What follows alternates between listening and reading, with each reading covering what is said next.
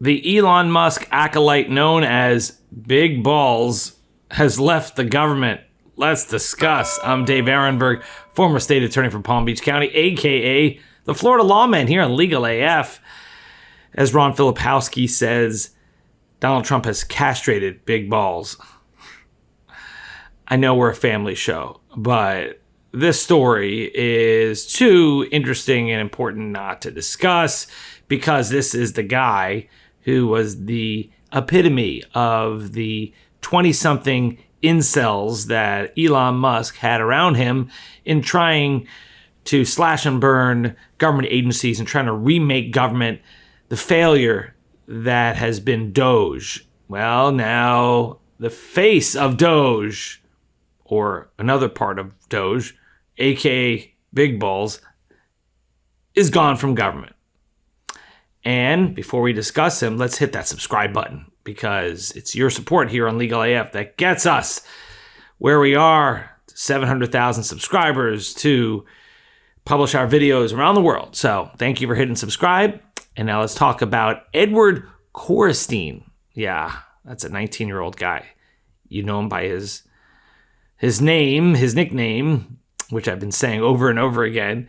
He was hired by Elon Musk to help slash the government bureaucracy, and he became the symbol of his team. According to the New York Times, Edward Coristine, the 19-year-old high-profile operative for the Department of Government Efficiency, resigned yesterday morning, according to a White House official. Mr. Coristine, known by the online pseudonym Big Balls, it shows you where we are, by the way, as a country, where we're talking about a government where a relatively high-ranking official, at least someone who is somewhat important, is a 19-year-old known as Big Balls. And yes, I misspoke when I talked about the 20-something incels. This guy's not even 20. This guy is a teenager.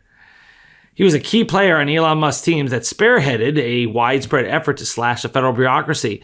To critics and many government employees, he became a symbol of Doge's flaws. Its technologists were young and inexperienced, but brash with a dubious background for the outsized positions of power they occupied. Remember, these are the guys who left their snack wrappers at the desks of all these experienced government workers. They looked at these government workers with disdain, and yet now a lot of these government workers are being hired back because the government misses their expertise. And now it's this 19-year-old and his cohorts are the ones being ousted. The worm has turned. Karma's going to get you. And I don't think many people are shedding tears for this guy. Mr. Coristine's government email account with the General Services Administration, the agency Doge has used to coordinate many of his activities, was deactivated as of Tuesday afternoon. The White House official who confirmed his resignation was not authorized to speak publicly and spoke on the condition of anonymity. And there's a picture of Mr. Coristine in the Guardian article about him where, I mean, a picture really is worth 1,000 words. I look at the look on his face, and he's wearing a jacket, and yet he's wearing shorts with it. It's like, what, Angus Young from AC/DC? I mean, isn't that his outfit? But not as cool. Like a nerdy version of Screech. Okay, I know Screech was nerdy, but that's the joke. According to The Guardian, despite only briefly working at Musk's brain implant company, Neuralink, before joining Doge, Coristine parachuted into major government agencies. Last month, Reuters reported that Coristine was one of 2 Doge associates promoting the use of AI across the federal bureaucracy. Coristine, like other Doge members, was followed by a shady online history. Media outlets, including Wired, which first reported his departure, revealed that Coristine had been active in a chat room popular with hackers and previously had been fired from a job following an alleged data leak. In March, Reuters reported that Coristine had provided tech support to a cybercrime gang that had bragged about trafficking in stolen data and harassing an FBI agent. Coristine was also fired from a previous internship at a cybersecurity firm for leaking secrets, Bloomberg reported. The dude's 19 years old. He's been fired from 2 jobs already? Come on. And as far as his hacking, what could possibly go wrong when Doge is trying to get access to your sensitive financial information at the Treasury Department and the IRS? I mean, you could trust it in the hands of a hacker who's a teenager and who's been fired twice for hacking. Among the agencies that Coristine worked at were Health and Human Services, the General Services Administration, the Social Security Administration, and the Cybersecurity Infrastructure Agency. Doge's cuts during this time gutted public services and targeted tens of thousands of government workers with terminations.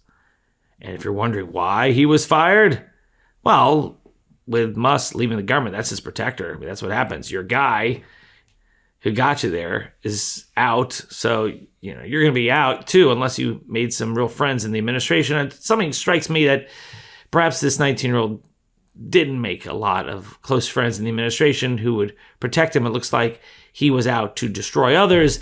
And as I said, karma is a you-know-what. Although the exact reasons behind Coristine's departure are unclear, several other Doge staffers have also left since Musk stepped away from his government role. One of Musk's top lieutenants, Steve Davis, left Doge last month after running its day-to-day operations. Investor Brad Smith, who oversaw cuts at Health and Human Services, also departed. A large number of Doge staffers remain spread throughout various agencies, however, and are continuing to implement cuts. Russell Voigt, a top White House budget official and a key player in the far-right Project 2025 policy manifesto, has taken on an increased role pushing for Doge's mission since Musk left. But it's hard to put the toothpaste back in the tube. Doge came in like a house on fire. Remember? Elon Musk was the toast of the town with a big chainsaw. Doge was something that other states like Florida wanted. And then they realized that Doge, that you're not going to be able to cut that $2 trillion from the budget unless you go after programs that are extraordinarily popular, Social Security, Medicare, and yes, the Department of Defense. You can't cut that big a swath out of our budget without causing some real pain for constituencies that will speak up. And you want to go after the Pentagon? Yeah, good luck with that in the Trump administration. So Musk and Coristine and these guys thought they could just do it by firing employees here and there, government workers, expertise, trimming down NPR, cutting USAID. Yeah, that only gets you so far. And Doge's record is one of failure. They have not cut what they wanted to cut, not even close to it. And when it all is said and done, I wouldn't be surprised if Doge was a net drain on the budget rather than providing money for the budget because of all the money spent in creating this new pseudo-agency and employees and people who just fired employees to only hire them back short time later. So I think it's pretty clear that one of the reasons why Coristine and his ilk are gone is not just that Elon Musk is gone, but also that Doge has lost its luster. It's no longer the shiny object. It's now something that's been put away in the garage. Yes, I know that there's at least one official high up in the administration, Russell Voigt, who thinks that Doge can continue, but the thrill is gone. So that's the latest. I'm Dave Aronberg, a.k.a. the Florida LawMan, here on Legal AF. If you like this video, please like, subscribe, share with a friend, leave a comment below. Thank you for all your support, and I'll see you next time.